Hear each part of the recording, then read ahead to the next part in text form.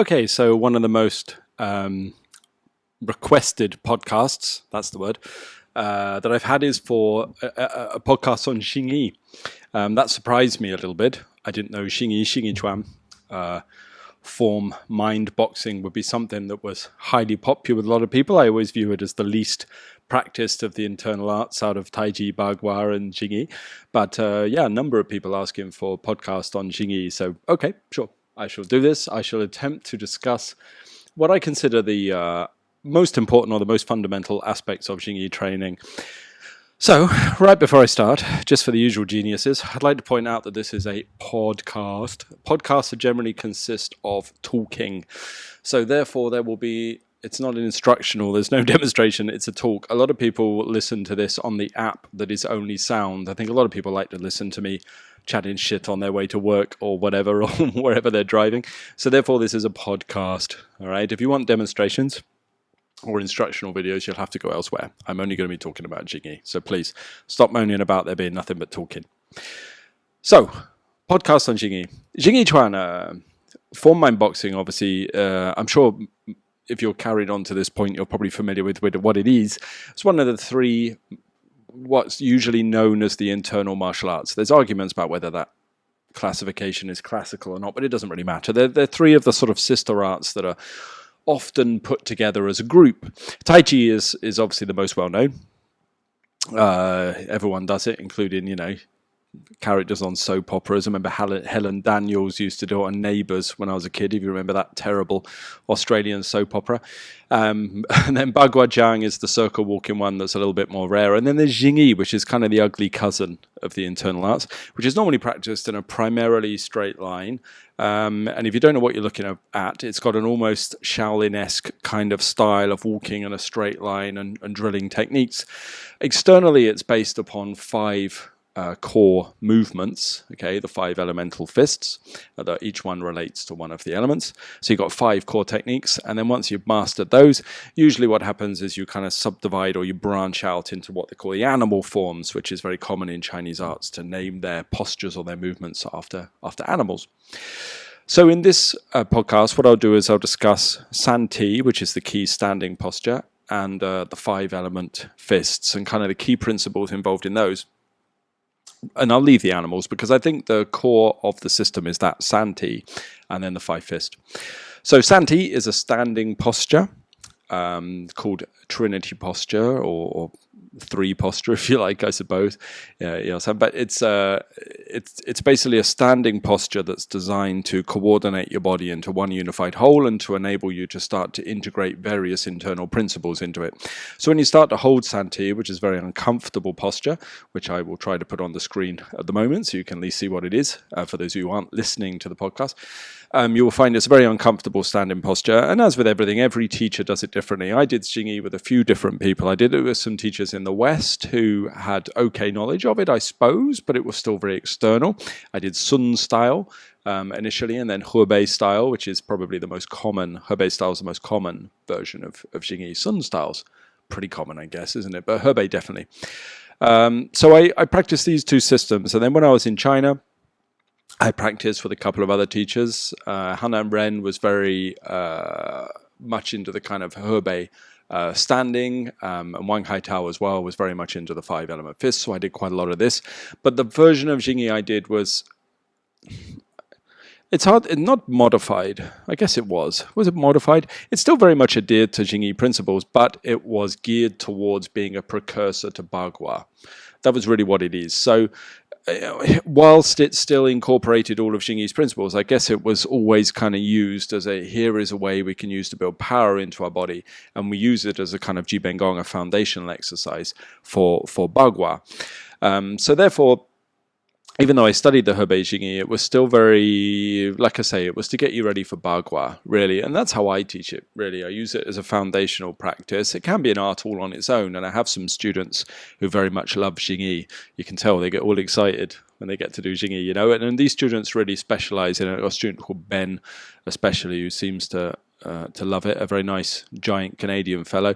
And a few others who are really into Xingyi. But So it can be a whole system in its own right, but the way I was taught it was a part of Bagua. So in the academy, for example, my online school, the basics of Xingyi included as a part of the Bagua program.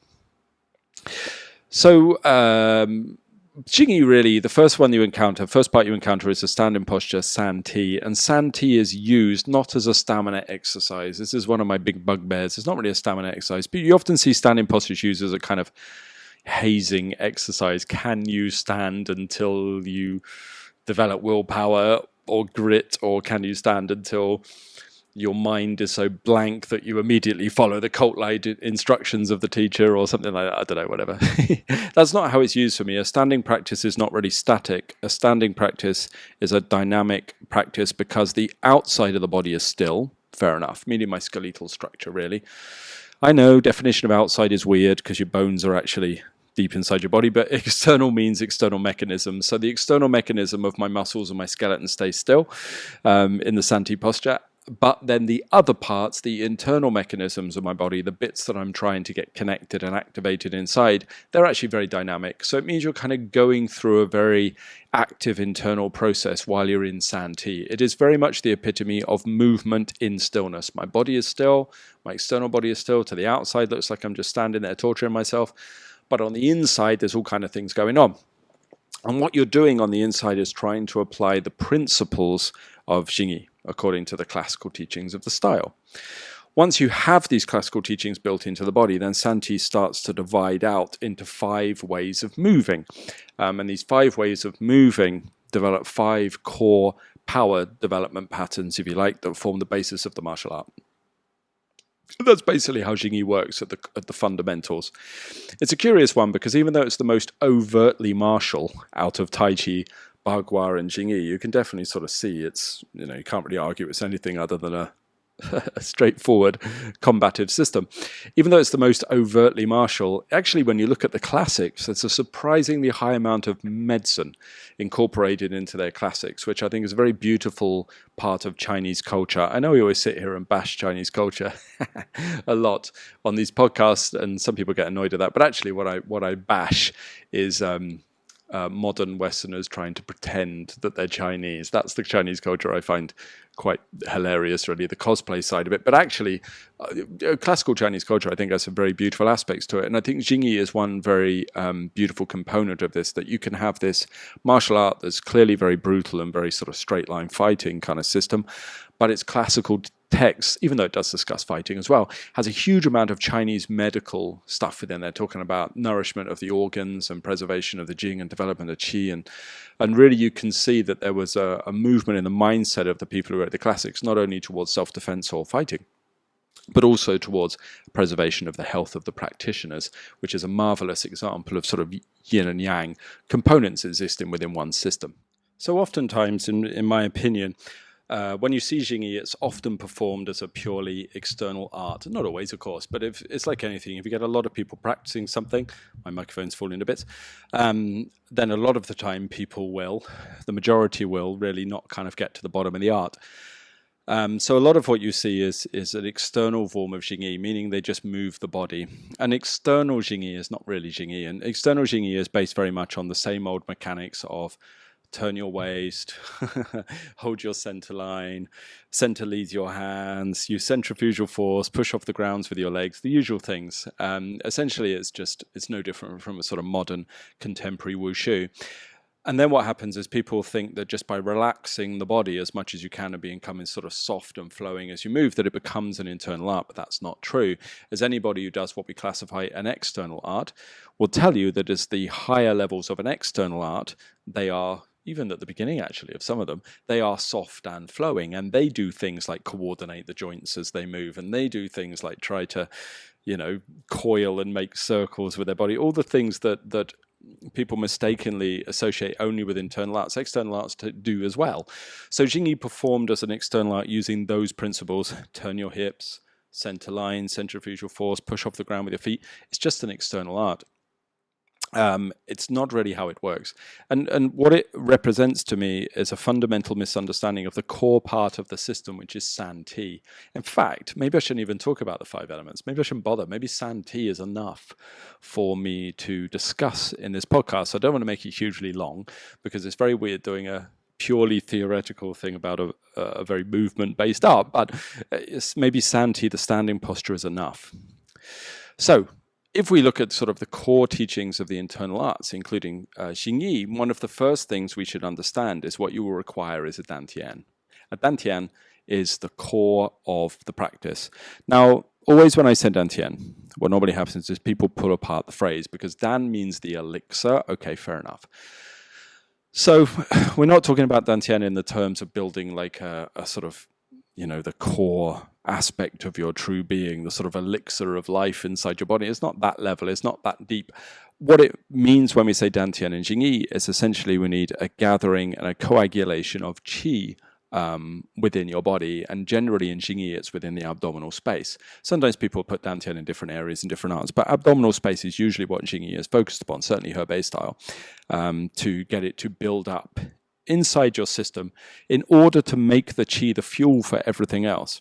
So this means that before you do anything, you need a dantian, and if you don't have a dantian, then your Xingyi will always remain external. This is the same pretty much for most internal arts. Without qi, they remain external. So the reason people can't internalize their Xingyi or their Tai Chi or their Bagua, I think as much as anything, is they don't even accept the existence of or the reality of qi, and that qi is a kind of substance. Fair enough, not a substance you could maybe, sorry, something flew into my eye. Maybe not a substance you could fill a cup with or something like that. But it is a substance that coagulates within your being and starts to change the way that the inside of your body functions.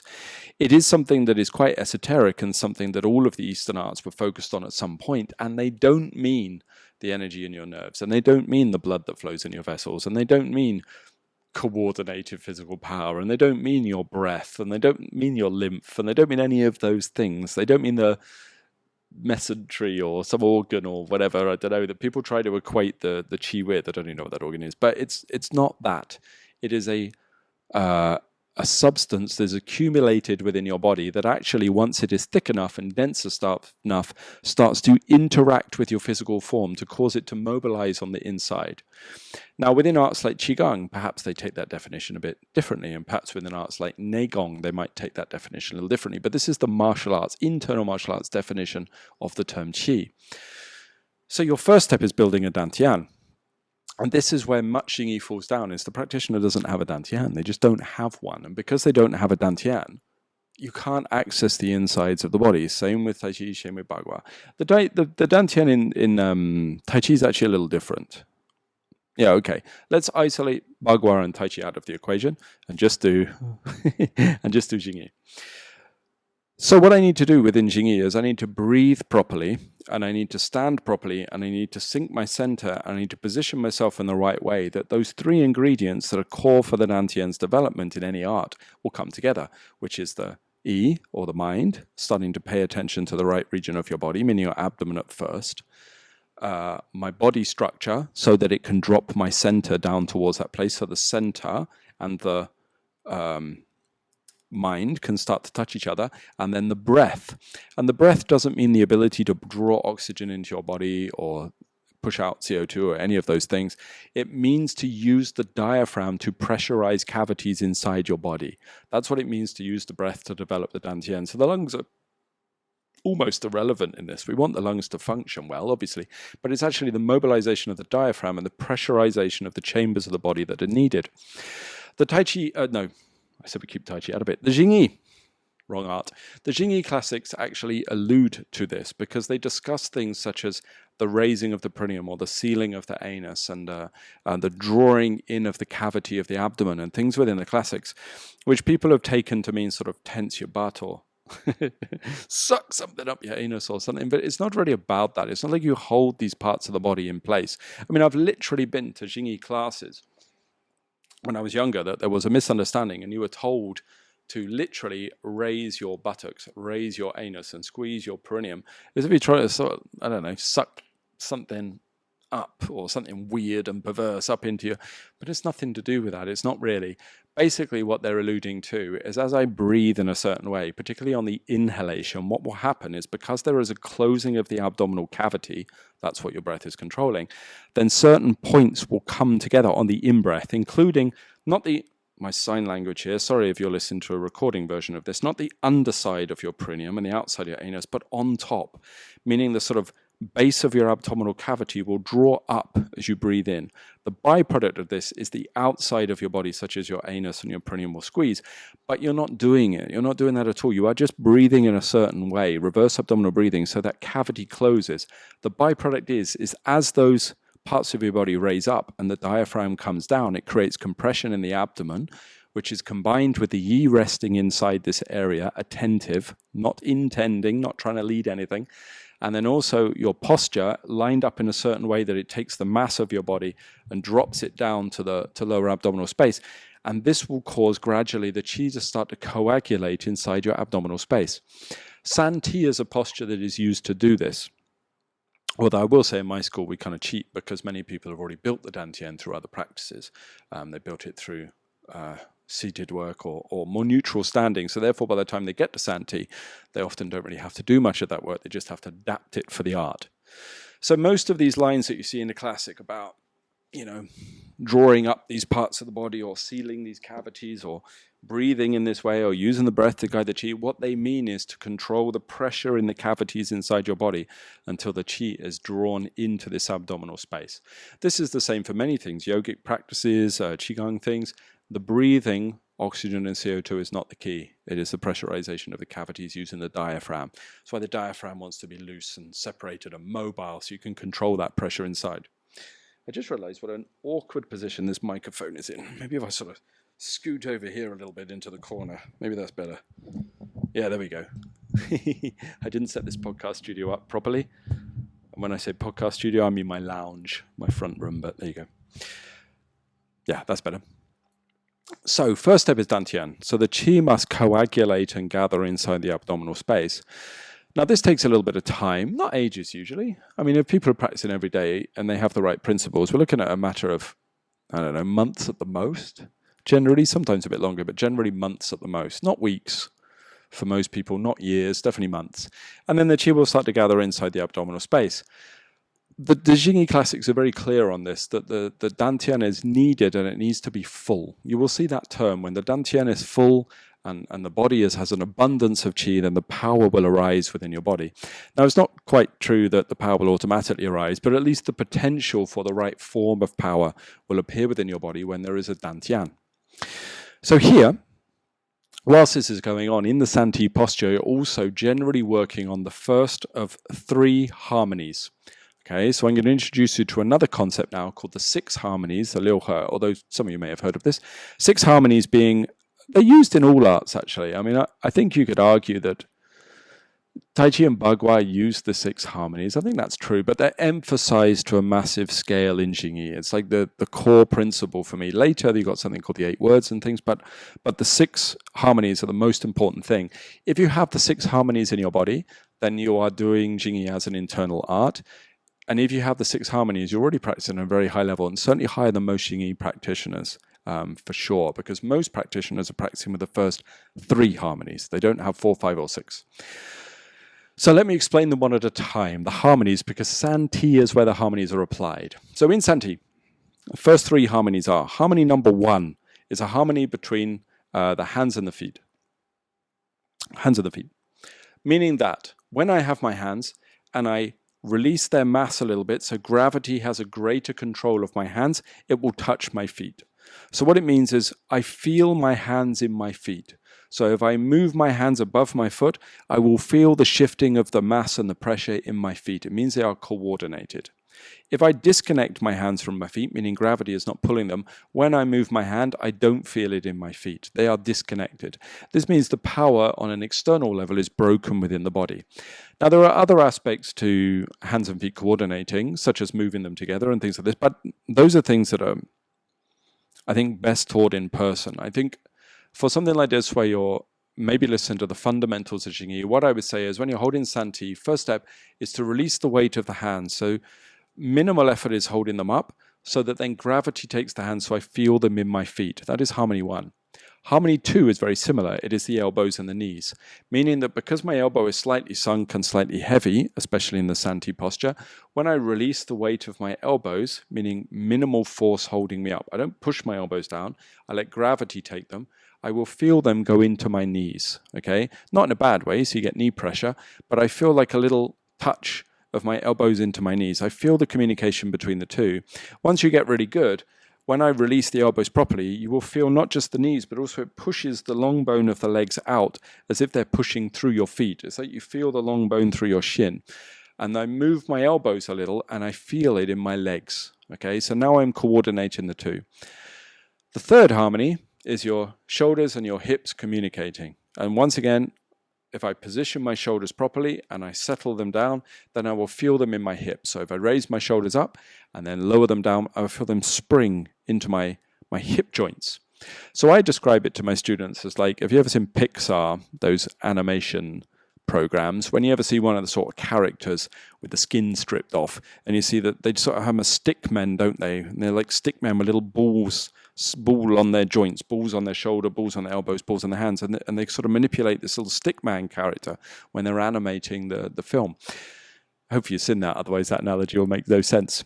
But Xingyi is very similar because it's like the spheres of my shoulder and my hips, my elbows, and my knees, my hands and my feet have to touch together in order to get the upper and the lower body to communicate.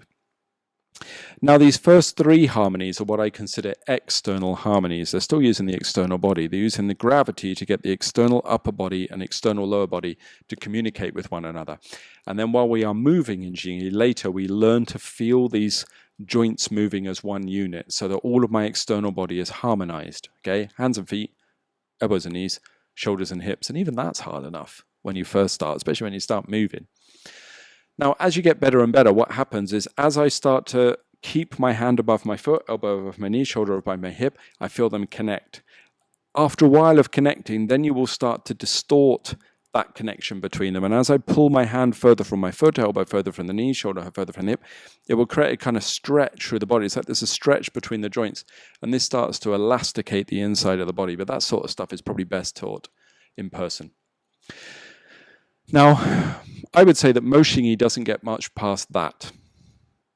Not really. That's kind of the key for many people. Not the key, that's as far as they get. That's a kind of extent of how far they go in Xingyi, is to get those external harmonies going. And I don't think that's very good, because those external harmonies are not that hard to do. I've managed to teach people within a few lessons how to at least get Santi and harmonize those parts of the body. Those harmonies, of course, can go deeper and deeper, but I mean, on a fundamental level, they're not so hard to get. Now, harmony 4, 5, and 6 are a little bit trickier, and this is where Xingyi goes a bit deeper, and this is really where Xingyi turns into an internal art. So harmony number 4, actually, before I go into 4, 5, and 6, I should say that some schools will list the 6 harmonies differently. They will name them in different ways and discuss different things, but I will give you the version of the harmonies that I was taught. Okay, so just so you're aware, if you already do Xingyi, maybe your harmonies are listed differently, but these are how I was taught. Harmony number 4 is called the mind and the yi, and the intent, I should say, okay, the shin and the yi. So let's look at what each of these means. So in order to explain, what's going on here? Tuck that there, my runaway plant. So in order to explain harmony 4, I have to first explain what the shin is, as well as the yi. Because I used mind and intent, which is often how they're translated, but as with all things, they're a bit more complicated, aren't they? We can go a bit deeper. So your shin is really what they call your heart. Heart or mind in Chinese arts use the same term. Okay, so heart or mind, heart mind, you will sometimes see written in traditions that have a sort of Chan influence as well, and that's okay. So your shin, or your heart mind, really, to me, involves the state of your mind with regards to your emotions and your thoughts and everything going on at the moment. Now, shin can go deeper, of course. I am talking about the initial level of encountering your mind, okay? Now, most people, what is going on with either their conscious or their subconscious or their unconscious intent, Okay, think of what those are. Conscious intent, think I'm choosing to doing. Subconscious intent, things going on in the background that I don't realize. Distortions I'm placing upon my mind without knowing. Unconscious intent, meaning buried intent you don't even know that you're making. And many of us, our minds are operating on that level all the time, okay? Sort of hubbubbing away. And what happens is these kind of intent mix with your heart mind, your emotions, your biases, your preferences and everything, personality, to generate the formation of who you are on a mental level, right? Now, what is happening is this means that your shin, your mind, and your yi, something we'll define in a minute, are working together, but in a unhelpful manner for the arts, shall we say. Before, we don't even have to go any deeper than that before looking at sort of suffering or karma or anything, just in an unhelpful nature for the arts. So what happens, in order to get the yi and the shin to combine, both of them have to go quiet. That's really what it comes down to. It's like a meditative aspect to the art that causes you to bridge across into the internal aspect of your training. So think about this. If you're doing Xingyi, you can learn it externally. You can do the 3 external harmonies, hands to feet, elbows to knees, don't know why that was hard to remember, shoulders to hips. Again, you can learn it externally, and you can learn to move your body in a soft flowing, connective and strong manner. Fair enough. But now it's external. So in order to get to the next stage, we need to get to internal, we need to get past the barrier of the 4th harmony, which means that my heart, mind, and my intent, if you like, for now, my shin and my yi, have to go quiet. And do you know what that means? It means we have to go inside. We have to go inside. We have to go inside with our mind. We have to go inside with the location of our mind into our body. We have to go inside with regards to the quality of the mind so that it grows still and it grows quiet.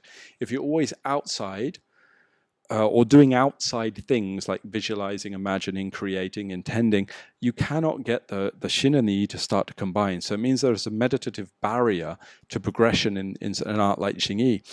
Same in the other arts too that are internal. And this is what prevents a lot of people from going into the inside. They're always looking outside. So what happened? I mean, it doesn't take a genius to look at Taoist writings to realize, look at the Tao Te Ching, going inside. Okay, to allow the muddy waters to settle, to sit and forget, to go into the emptiness. They're referring to going inside in order to get the shin and the yi to start to combine. So therefore, we have to learn to apply this meditative side of the training to what we're doing. So basically, what happens is when my shin goes quiet, meaning my emotions are settled, I'm in a not meditative state, but towards that way, okay, not too active with the mind, suddenly become comfortable in my standing, overcome the panic at standing still, overcome the boredom, which is a major thing internal martial art I should definitely get over because boredom is childish, get past all those things until my mind and my emotions can settle, okay, that is the first step. Then my yi, okay, and let's define the yi. Let's define the yi. The shin is the emotional mind that must grow steady so that I can go inside. The yi, what is the yi? The yi is either your intent or your attention, one or the other, okay? Sometimes you will see people talk about yin and talk about active and passive aspects of mind, but really you could talk about your yi being either intending or attentive. So intending means your mind is doing something, obviously. So I am intending for my arm to go forward. I am intending to be rich next year. I don't know, whatever. I have conscious intent. I'm intending to stand like this and not move, whatever. Then I have a subconscious intent, which might be a sort of emotional distortion or, you know, like a intent that bubbles away at the back of your mind, always like to be better than everybody else, or always to be seen as the most right, or always to be invisible in a crowd. I don't know, whatever it is, you know, like that's your subconscious intent that's bubbling away. And then your unconscious intent, meaning hidden things, traumas, stuff like that. You know, you've got all these layers going on. I've done other videos on this YouTube channel about different types of intent and stuff, so you can look that up if you're interested in hearing me chat more rubbish. But this is intent. Okay, the other side of your yi is all of that, if it goes quiet, becomes attention, attentive, what we call listening, the ability to be purely attentive. Now the key is you can't be attentive and intending at the same time. You cannot. So your yi wants to convert in order to go inside from intending to attentive, meaning I'm purely paying attention, okay? Purely paying attention, just listening, not trying to do anything, absorbing my mind in a sort of semi-meditative way, a sort of deep level of sati, maybe not samadhi, maybe not jhana or something, but at least sati maybe. So I'm applying this listening, this attentiveness with my mind. And what will happen is then when my emotional mind is settled and my intending mind is converting to attention, then the Xin and the Yi will start to combine. So the fourth harmony will start to come together. The mind and the intent will not fight one another. And instead what you get is a level of attentiveness that arises out of your heart mind that enables your mind to suddenly go inside and soak through your body. And it's a major stage. And you know, hardly anyone ever gets it. Hardly anyone ever gets it because they underestimate how difficult it is. Think how long you have to learn to stand in Sati. Think how long you have to learn to move your body. How long you have to develop coordination. How long you have to get these 6 harmonies while you're moving through these techniques. Or the first 3, you know, hands to feet, elbows to knees, shoulders to hips. Difficult enough as it is. Now you have to get the 4th one at the same time, which is much, much harder. So it will take longer. However long it takes you to coordinate your external body, to get the Xin and the Yi to combine, or the mind and the Yi to combine, will take you longer, a greater degree of time, because it depends not so much on a technique, but a personality trait. You must drop all of the constructions you have about yourself. I am a guru, I am a sifu, I am a master, I am inadequate, I am amazing, whatever it is, I don't know. They must all go along with your emotions and along with your intent. I want to do this, I want to do better, until eventually everything just relaxes and you stop being such a schmuck. And then the mind and the intent will start to combine and they will come together and they will take you inside. And when you start to go inside, something amazing will happen is you will start to then bridge into what we call the marrow. No, that's not true. Not that amazing. You will start to bridge into the tendon changing classic, the I Ching Ching. The methods of the I Ching Ching will start to become apparent to you, which are inherent within all arts, including Xingyiquan. Even though it doesn't explicitly state it, it follows the same principles as the I Ching Ching. Meaning that when my mind soaks inside, then another form of my body will start to move. This form will not be my contractive muscles on the outside, the things that control leverage. It will be an extension of the elasticated connective tissues on the inside, what they call the flesh in the classics. Not the muscles, the flesh. Sometimes called the huang in some classics. Not explicitly in Jingyi usually, but it's the same kind of stuff. Starts to move and connect up, meaning your body will elasticate and tie together. My body is not elasticated and tied together because anything I've tried to do. I've not used my intention. I've not even moved. I've been in Sati. I've just done it through going inside so that the mind and the intent combine until I bridged from an external out to an internal. The people who will struggle with this are the ones who can't go in. They're always looking externally. What is that person doing? How good is that person? That person is shit. That person is doing it wrong. That person I don't like. This person's doing it right. That person's better than me. That person's worse than me. How do I feel about that? Those are the people that can't go inside. So therefore, they will always stay in external arts. The ones who are cool like the Fonz, hey, if you know who that is, the ones who are able to just chill and separate themselves from all that until the mind and the intent come together will go inside and they will start to access the 4th harmony, which is the mind and the intent start to merge. Okay, so that's harmony 4. Let's look at harmony 5. Okay, and as I said, these harmonies sometimes are listed differently, but this is how I was taught them. And harmony 5 now is the I and the Qi. Okay, sometimes called the intent and the energy. The I and the Qi. So what is the I? Okay, the I is the fruition of the 4th harmony. So the I is my attentive mind that has arisen from subduing or relaxing away from my intent and relaxing away from my emotional mind towards a meditative state of being until the Xin and the Yi combined. And then what happens is I get the core of that, meaning the correct Yi, skillful Yi. And this Yi is combined with the Qi.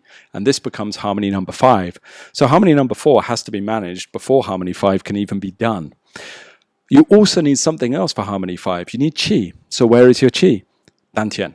You need to have accumulated a substance of Qi within your body. And again, that's not a natural thing. You're not born with that Qi. Okay, you have enough Qi to function on a health level. You have enough Qi to function so your organs don't fail. You have enough Qi to go out and have a night out and have enough energy to come back and live your life and sleep after. You know, like that. You have that kind of Qi. But you don't have the cultivated Qi that is required. You don't have practice Qi, if you like. You don't have the Qi that is needed and cultivated over a period of time in order to even come anywhere close to harmony 5. So therefore, you have to build the dantian. You have to accumulate the substance of the Qi inside the abdominal space through Sati standing and breathing. And what will happen is gradually, as you accumulate it, which will take months and then longer and longer and more years standing. It's not that long, actually. A couple of years standing, a couple of years practice. The qi will get nice and dense, and it will start to form inside your body in a thick, viscous substance. And then what happens is that yi, that is the result of harmony 4, will be combined with it. And then all of a sudden, that qi will start to mobilize through your body. Now, this part I'm going to say slowly and clearly. The qi that mobilizes as a result of the yi and the qi coming together, harmony 5, is thick enough that it pulls on and stretches the flesh of your body. Okay? So think of it like this. Inside your body, there's all this flesh and connective tissue. What will happen is the qi will mobilize into it like water soaking into a sponge, or like my friend Adam says, like ink going into blotting paper. Okay, either one. It will soak in, and as it goes into the tissues, okay, into this stuff on the inside, they will start to stretch. The qi will mobilize the tissues on the inside to turn your body into feeling like it is a load of bows being strung up. Something else they talk about in the classics, like bows, you know, like bow and arrow, being strung up. Basically, all these fibers through the inside of your body will just striate and start to become very, very strong. The result will be, I will go from standing soft into soft, internal art. I go inside, the yin and the qi start to combine, and the qi will flow through the tissues, and the inside of my body will suddenly become, for the vast majority of people, very, very tense, very, very taut, because all that flesh will suddenly, bang, start to move and become solid, because the qi goes into the flesh and pushes it out. So your body will expand from the inside and become tight. Not the outside muscles, the inside. Tai Chi refers to this as steel wrapped in cotton. The inside of your body tight, like cast iron, but the outside of your, well, like steel, I guess, not cast iron. Iron, steel is not the same, is it? But then the flesh on the outside is like cotton, is soft. Okay. Now you are accessing the inside body. And the more qi you have in the dantian, the more that will happen. If you have no qi in the dantian, you have no dantian, then it doesn't matter what the fuck you do with your yi, it doesn't matter how cultivated it is, it cannot combine with a qi that is not there, so therefore it won't move into the insides. If the qi is high and the yi touches it, then the inside of your body will suddenly stretch. And I wish I could explain it to you over oral instructions, you know, over like just a podcast, but let me try and say this, and it's hard to understand unless you've experienced it. The inside of your body will stretch massively against your will, if you like. I mean, it's not your doing. I am stood in Santi. I am doing the same thing. But as the qi moves into the tissues, the whole of my body suddenly goes taut and stretches like cables within. Okay, this is very important because now Santi changes. Now you will see in Santi there's a load of other external principles such as hooking the feet or hooking the hands, the ko, they start to apply into the body, and various other principles that your tradition will have. So if I start to hook my hand or hook the tiger's mouth or release this point or whatever principle is I'm doing, if the yi and the qi are combined, then what will happen is all of these little adjustments will drive the qi through the inside of the body into different cavities, meaning the inside of your body will just pressurize in a massive, massive fashion, and your body will fill with qi and fill with power. Again, hardly any Xingyi people get to this stage, hardly any Tai Chi people get to this stage, hardly any Bagua people get to this stage. Why? Well, they don't have qi, don't have a dantian, and also they can't get past harmony number 4. They can't apply a meditative mindset. It's much harder for people to do than you think. This is the thing. A meditative mindset in meditation, say you are meditating and how do you prove you have a meditative mindset? You know, like many of the people who've meditated will just, they're already nice people. Maybe they're already okay. Maybe they started chilled out already. Do you know what I mean? How do they prove they have a meditative mindset? You don't. You just sit there with your eyes closed. Now in something, so therefore everybody thinks like 90% of meditators have a meditative mindset, but clearly that's not the case. Because if you take those meditators and you put them into Santi, and then you ask them to do the harmonies, they can't. Because they can't do harmony 4. Because actually, the internal martial arts will show you quite clearly whether you have managed to harmonize the Shin and the Yi, the mind and the intent, to a decent level or not. And if you're really a good meditator, if you give them Xingyi once they've got a bit of qi, then actually you should be doing very easily. But my experience is that's not the case. So, Xingyi will give you a very clear marker, just like all the internal arts will. Is my Shin and my Yi combined? If it is, then what will happen is harmony 5 will arise, which is the Yi and the qi will touch, and then the inside of my body will come to life. Now you have the internal arts. Okay, very important. Pause. Give you a moment to think about that. Harmony 5, E and Qi. Now, once the Qi starts to move inside, you will go through a few different versions of power. People list them again differently, but the way I was taught, maybe different from how you're taught, but in Xingyi, this is how I was taught. You will go through obvious power first. Obvious. Very, very clear power, meaning that your Xingyi becomes very tight all of a sudden. Santi becomes rock solid as all these cables stretch on the inside, and the Qi pushes like fluid into the cavities of your body. And the more Qi I build, the more my Yi and my Qi combine, the more it will pressurize the body. And your Xingyi will look very stiff for a while and very powerful in a sort of robotic way. This is obvious power. Then what will happen is once everything's connected up, the Qi will start to mobilize inside and wind its way into the spaces that are more open, and you'll naturally start to evolve towards what we call more subtle power. A more subtle power is not based on rigorous sort of, tensegrity type stretches. It's actually based upon the tissue starting to wrap around the bone. So you get a natural kind of coiling that arises inside your body, okay? Coiling inside. So in Xingyi, I don't really coil that much. There's some moves that twist, but not many. People try to make the coils, but you don't. You do a straight line, and inside of your body will coil when you reach the level of the E and the Qi combining until obvious power changes to subtle power. Okay?